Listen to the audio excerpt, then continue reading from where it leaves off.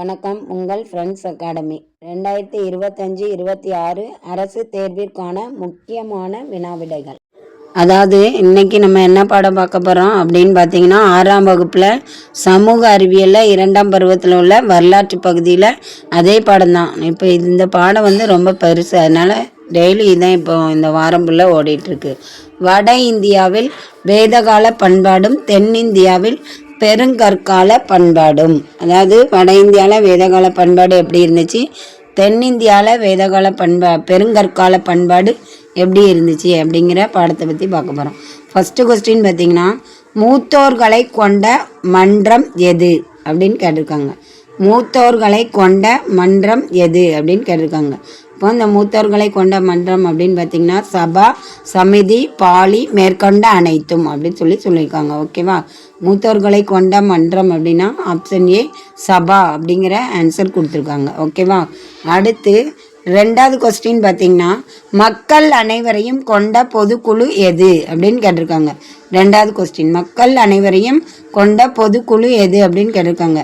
சபா, Samithi, poly, விதாதா அப்படின்னு கொடுத்துருக்காங்க. இதில் என்ன ஆப்ஷன் வரும் அப்படின்னு பார்த்தீங்கன்னா, சபா, சமிதி, பாலி, விதாதா, இந்த 4 ஆப்ஷனில் ஆப்ஷன் பி சமிதி அப்படிங்கிற அமைப்பு தான் என்னது, மக்கள் அனைவரையும் கொண்ட பொதுக்குழு அமைப்பாக இருந்திருக்குது அப்படின்னு சொல்லியிருக்காங்க. ஓகேவா? இதில் அடுத்து 3வது கொஸ்டின், ஆரிய காலத்தில் விவசாய மகசூல் மற்றும் கால்நடைகளின் மகசூல் எத்தனை பங்கு வரியாக செலுத்த வேண்டும்? ஆரிய காலத்தில் விவசாய மகசூல் மற்றும் கால்நடைகளின் மகசூல் அப்படின்னு பார்த்தீங்கன்னா எத்தனை பங்கு அப்படின்னு பார்த்தீங்கன்னா ஆப்ஷன் ஏ 1/6, 6ல் 1 பங்கு அப்படின்னு சொல்லியிருக்காங்க. ஓகேவா? அடுத்து 4வது கொஸ்டின் பார்த்தீங்கன்னா, ஆரிய காலத்தில் 4 ஆசிரமங்கள் எவை அப்படின்னு கேட்டிருக்காங்க. பிரம்மச்சரியம், கிரகஸ்தம், வனப்பிரஸ்தம், சந்நியாசம், மேற்கண்ட அனைத்தும் அப்படின்னு கொடுத்துருக்காங்க. ஆரிய காலத்தில் 4 ஆசிரமங்கள் இருந்திருக்கு. இந்த 4 ஆசிரமமே இங்கே கொடுக்கப்பட்டிருக்காப்போ ஆப்ஷன் என்ன ஆப்ஷன் நம்மளுக்கு இங்கே ஆன்சராக எடுப்போம் அப்படின்னு பார்த்தீங்கன்னா, மேற்கண்ட அனைத்தும் அப்படின்னு சொல்லியிருக்காங்க. ஆப்ஷன் இ மேற்கண்ட அனைத்தும் அப்படிங்கிறது தான் என்னது ஆன்சராக கொடுத்துருக்காங்க. ஆரிய காலத்தில் 4 ஆசிரமங்கள், பிரம்மச்சரியம், கிரகஸ்தம், வனப்பிரஸ்தம், சந்நியாசம் அப்படின்னு சொல்லியிருக்காங்க. அடுத்து 5வது கொஸ்டின், ஆரிய காலத்தில் பெண் தெய்வங்கள் எவை? ஆரிய காலத்தில் பெண் தெய்வங்கள் எவை அப்படி சொல்லியிருக்காங்க. அந்த பெண் தெய்வங்கள் அப்படின்னு பார்க்கும்போது அதிதி, உஷா, ஏ மற்றும் பி தாய் கடவுள் அப்படின்னு 4 ஆப்ஷன் கொடுத்துருக்காங்க. இதில் பெண் கடவுள் அப்படின்னு எடுத்துக்கிட்டோன்னா, பெண் தெய்வங்கள் அப்படின்னு எதை வணங்கினாங்க அப்படின்னு பார்த்தீங்கன்னா அதிதி, உஷா, இந்த 2ஐயுமே வணங்கியிருப்பாங்க. அப்போ ஆன்சர் இதில் என்ன வரும் அப்படின்னு பார்த்தீங்கன்னா ஆப்ஷன் சி ஏ மற்றும் பி. இந்த அதிதி, உஷா அப்படிங்கிற பெண் தெய்வங்களை வணங்கியிருக்காங்க அப்படின்னு சொல்லியிருக்காங்க. அதாவது 6வது கொஸ்டின் பார்த்தீங்கன்னா, ரிக் வேதகால மக்கள் அறிந்திருந்த உலோகங்கள் எவை? அதாவது ரிக்வேத காலத்தில் மக்கள் அறிந்திருந்த உலோகங்கள் எவை? நல்ல கொஸ்டினை நோட் பண்ணுங்கள். அறிந்திருந்த உலோகங்கள் எவை அப்படின்னு கேட்டிருக்காங்க. ஆப்ஷன் ஏ தங்கம், கிரண்யா, ஆப்ஷன் பி இரும்பு, சியாமா, ஆப்ஷன் சி தாமிரம், செம்பு, அயாஸ் அப்படின்னு சொல்லியிருக்காங்க. அடுத்த ஆப்ஷன் டி மேற்கண்ட அனைத்தும். அதாவது ரிக்வேத கால மக்கள் அறிந்திருந்த உலோகம் அப்படின்னு எதெல்லாம் சொல்லியிருக்காங்க அப்படின்னு பார்த்தீங்கன்னா option A, option B, option C, அந்த 3ஐயுமே மக்கள் தங்கம், இரும்பு, தாமிரம், செம்பு எல்லாத்தையுமே அறிஞ்சிருப்பாங்க. அதனால மேற்கண்ட அனைத்தும். ஓகேவா? இதோட ஆன்சர் ஆப்ஷன் டி மேற்கண்ட அனைத்தும் அப்படி சொல்லியிருக்காங்க. அடுத்து 6வது கொஸ்டின் பார்த்தீங்கன்னா, இந்தியாவின் செம்பு கால பண்பாடு முதிர்ந்த நிலை எதன் சமகால பண்பாடாகும் அப்படின்னு கேட்டிருக்காங்க. இந்தியாவின் செம்பு கால பண்பாடு முதிர்ந்த நிலை அப்படின்னு பார்க்கும்போது எதோட சமகால பண்பாடு அப்படின்னு கேட்டிருக்காங்க. கரப்பா பண்பாடு, மொகஞ்சதாரோ பண்பாடு, மெசபடோமியா பண்பாடு மற்றும் மேற்கொண்ட அனைத்தும் ஆப்ஷன் டி கொடுத்துருக்காங்க. அதாவது இங்கே ஆன்சர் பார்த்திங்கன்னா ஆப்ஷன் ஏ கரப்பா பண்பாடு தான் செம்புகால பண்பாடோட முதிர்ந்த நிலையான சமகால பண்பாடாகும் சொல்லியிருக்காங்க. அடுத்த ஆப்ஷன் 7வது கொஸ்டின் பார்த்திங்கன்னா, இரும்பு காலத்தின் முடிவில் மக்கள் பெருங்கற்கால பண்பாட்டினுள் எந்த ஆண்டில் காலடி எடுத்து வைத்தனர்? அதாவது இரும்பு காலத்தோட முடிவில் மக்கள் பெருங்கற்கால பயன்பாட்டில் எந்த காலத்தில் காலடி எடுத்து ஆரம்பித்தாங்க, எந்த காலத்துலேருந்து ஆரம்பிச்சது அந்த பெருங்கற்கால பண்பாடு அப்படின்னு சொல்லி ஒரு கொஸ்டின் கேட்காங்க. ஆப்ஷன் ஏ கிமு பொது ஆண்டுக்கு முந்தைய ஆண்டு 600 முதல் கிமு பொது ஆண்டுக்கு முந்தைய ஆண்டு 100 வரை என்ன சொல்லியிருக்காங்க, பெருங்கற்கால பண்பாடு ஆரம்பிச்சதுன்னு சொல்லியிருக்காங்க. அடுத்த 8வது கொஸ்டின், இறந்தவர்களை புதைத்த இடங்களை கரும்பலகைகளை கொண்டு மூடுவது எந்த காலம்? அதாவது இறந்துருக்கிறவங்கள ஒரு புதைத்த இடங்களை, அவங்க புதைக்கக்கூடிய இடங்களில் கரும்பலகையை வைத்து என்ன செய்கிறாங்க, மூடுறது, அது எந்த காலத்தில் பயன்படுத்துகிறாங்கன்னு சொல்லி கேட்டிருக்காங்க. பண்டைய காலம், புதிய கற்காலம், பெருங்கற்காலம், மேற்கண்ட அனைத்தும் அப்படின்னு சொல்லியிருக்காங்க. இதில் ஆன்சர் பார்த்திங்கன்னா ஆப்ஷன் சி பெருங்கற்காலம். இந்த பெருங்கற்காலத்தில் தான் இறந்தவர்களோட புதைத்த இடங்களை கரும்பலைகளை கொண்டு என்ன செய்வாங்க, மூடியிருக்காங்க அப்படின்னு சொல்லியிருக்காங்க. ஓகேவா? இப்போ ஆப்ஷன் சி பெருங்கற்காலம் அப்படின்னு சொல்லியிருக்காங்க. அடுத்து 9வது கொஸ்டின், தமிழகத்தில் உள்ள பெருங்கற்கால தொல்லியல் ஆய்விடங்கள் எவை? அதாவது தமிழகத்தில் உள்ள பெருங்கற்கால தொல்லியல் ஆய்விடங்கள் அப்படின்னு பார்க்கும்போது ஆதிச்சநல்லூர், கீழடி, பொருந்தல், பையம்பள்ளி அப்படின்னு சொல்லியிருக்காங்க. ஓகேவா? மேற்கண்ட அனைத்தும் அப்படின்னு சொல்லியிருக்காங்க.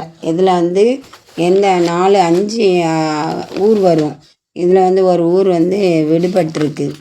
எந்த ஊர் அப்படின்னு பார்த்திங்கன்னா கொடுமணல், ஈரோடு மாவட்டத்தில் உள்ளது. தமிழகத்தில் உள்ள பெருங்கற்கால தொல்லியல் ஆய்விடங்கள் எவை அப்படின்னு பார்த்திங்கன்னா ஆதிச்சநல்லூர், கீழடி, பொருந்தல், பையம்பள்ளி, கொடுமணல் இதில் விடுபட்டுட்டு அதாவது ஆப்ஷன் இ தான் என்னது, மேற்கண்ட அனைத்துமே தொல்லியல் ஆய்விடங்கள் தமிழகத்தில் உள்ளது அப்படின்னு சொல்லியிருக்காங்க. அடுத்து 10வது கொஸ்டின், இறந்தவர்களை புதைக்க பயன்படுத்தப்பட்ட மண்பானைகள் எது? அதாவது இறந்தவங்களை புதைக்க பயன்படுத்தப்பட்ட மண்பானைகள் அப்படின்னு சொல்கிறது எது அப்படின்னு சொல்லி கேட்டிருக்காங்க. அதாவது முதுமக்கள் தாலி, கற்திட்டைகள், நினைவு கற்கள், நடுக்கற்கள் அப்படி சொல்லியிருக்காங்க. முதுமக்கள் தாலி, கற்திட்டைகள், நினைவு கற்கள், நடுக்கற்கள்.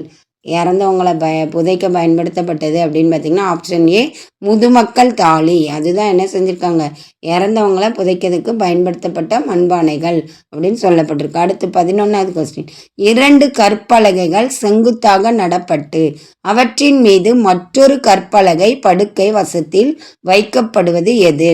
அதாவது 2 கற்பலகை செங்குத்தாக நடப்படுது, அதன் மேலே அவற்றின் மேலே என்ன செய்கிறாங்க அப்படின்னு பார்த்திங்கன்னா மற்றொரு கற்பலகை படுக்கை வசத்தில் வைக்கப்படுது என்னதுன்னு கேட்டிருக்காங்க.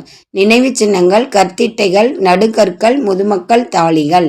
4 ஆப்ஷன் கொடுத்துருக்காங்க. இதில் செங்குத்தா அவற்றின் மேலே வைக்கப்படுற கற்பலகை படுக்கை வசத்தில் வைக்கப்படுவது எது அப்படி சொல்லி கேட்டிருக்காங்க. இதில் ஆப்ஷன் 2 கற்பலகைகள் செங்குத்தாக நடப்பட்டு அவற்றின் மீது மற்றொரு கற்பலகை அப்படின்னு பார்க்கும்போது நினைவு சின்னமா, கற்திட்டையா, நடுக்கற்களா, முதுமக்கள் தாலியான்னு பார்க்கும்போது ஆப்ஷன் பி கற்திட்டைகள் அப்படின்னு சொல்லியிருக்காங்க. ஓகேவா?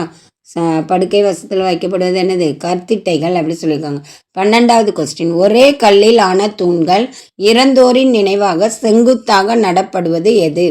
அதாவது ஒரே கல்லால் ஆன தூண்கள் இறந்தோர் நினைவாக செங்குத்தாக நடப்படுற கல் எது அப்படின்னு சொல்லி கேட்டிருக்காங்க.